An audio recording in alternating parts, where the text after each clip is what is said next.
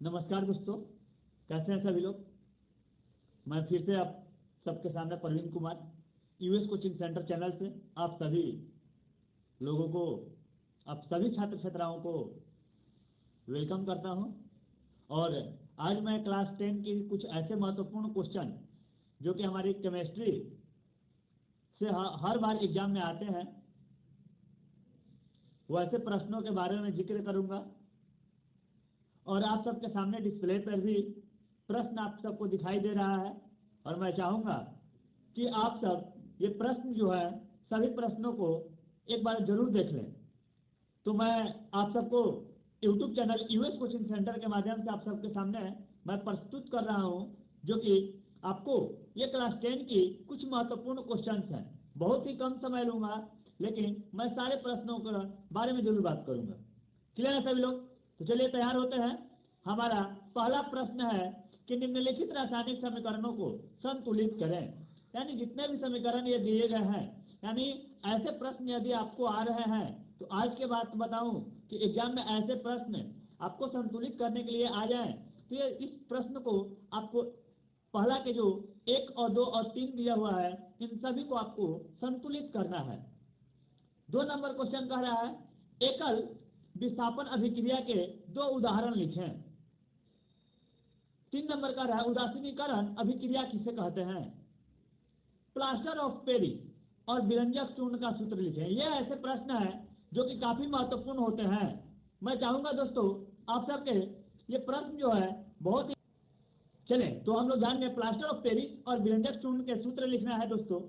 और 5 number question बहुत ही important है, जो कि हर बार एग्जाम में आते हैं। रासायनिक बंध किसे कहते हैं और यह कितने प्रकार के होते हैं। दोस्तों नेक्स्ट प्रश्न आपका धातु कर्म किसे कहते हैं। 7 नंबर प्रश्न है प्रकाश के अपवर्तन का परिभाषा लिखें। यानी प्रकाश के अपवर्तन का परिभाषा लिखें, जो कि आप सबको सामने 7 नंबर प्रश्न में दिखाई दे रहा है। और सबसे ज्यादा इंपॉर्टेंट प्रश्न है, जो कि हमारा 8 नंबर है आवर्धन किसे कहते हैं। एक अवतल लेंस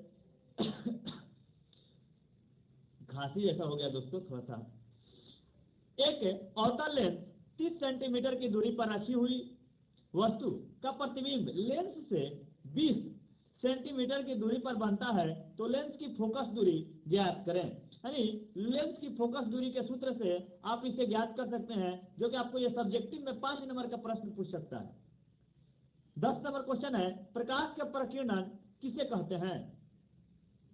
11 नंबर है स्पष्ट दर्शन की न्यूनतम बिंदु कितना होता है।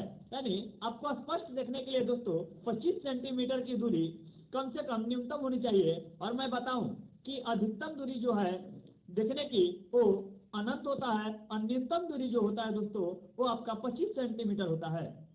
12 नंबर प्रश्न कर रहा है तारे क्यों टिमटिमाते हैं।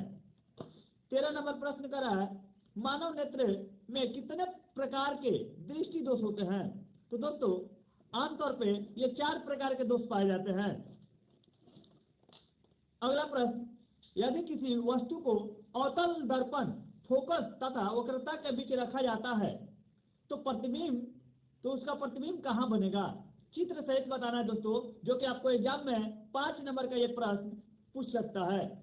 चले तो जानते हैं हम लोग। नेक्स्ट हमारा जो है प्रश्न 14 नंबर 5 नंबर का है, और मैं आगे कुछ और प्रश्न के बारे में भी जिक्र करूंगा, जो कि हमारे आगे भी प्रश्न है। चलते हैं दोस्तों। चलिए दोस्तों तो जानते हैं अब लास्ट ही प्रश्न होने वाला है। 15, 16, 17, 18, 19, 20, 21 मात्र और कुछ प्रश्न बचे हैं। अवतल दर्पण के 3 उपयोग को लिखें। यानी हमारा 15 नंबर क्वेश्चन है कि अवतल दर्पण के 3 उपयोग को लिखें। और जैसे आमतौर पे आप अवतल दर्पण के बारे में बताऊं तो हमारे दाढ़ी बनाने में भी अवतल दर्पण का प्रयोग किया जाता है। इसके साथ प्रवर्तन के नियम को लिखें। प्रवर्तन के नियम हमेशा पूछता है, और हमेशा उम्मीद है कि आगे एग्जाम में भी पूछने की संभावना है दोस्तों। आगे चलते हैं। हमारा प्रकाश संश्लेषण किसे कहते हैं, और इसके समीकरण भी आपको लिखना है।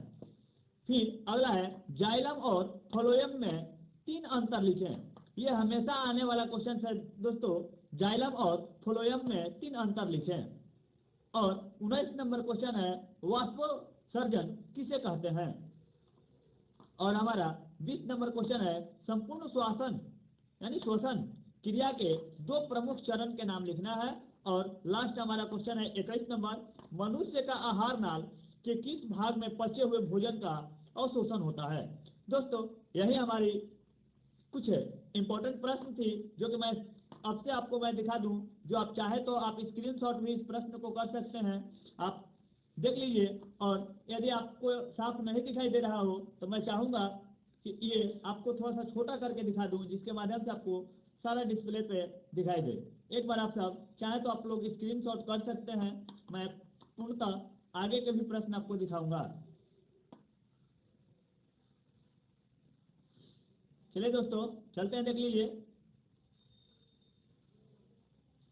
आप सब स्क्रीनशॉट करना चाहते तो कर सकते हैं, ये आपके लिए इंपॉर्टेंट प्रश्न है। बाकी फिर मिलेंगे नेक्स्ट वीडियो में। यूएस कोचिंग सेंटर चैनल जरूर सब्सक्राइब कर लें।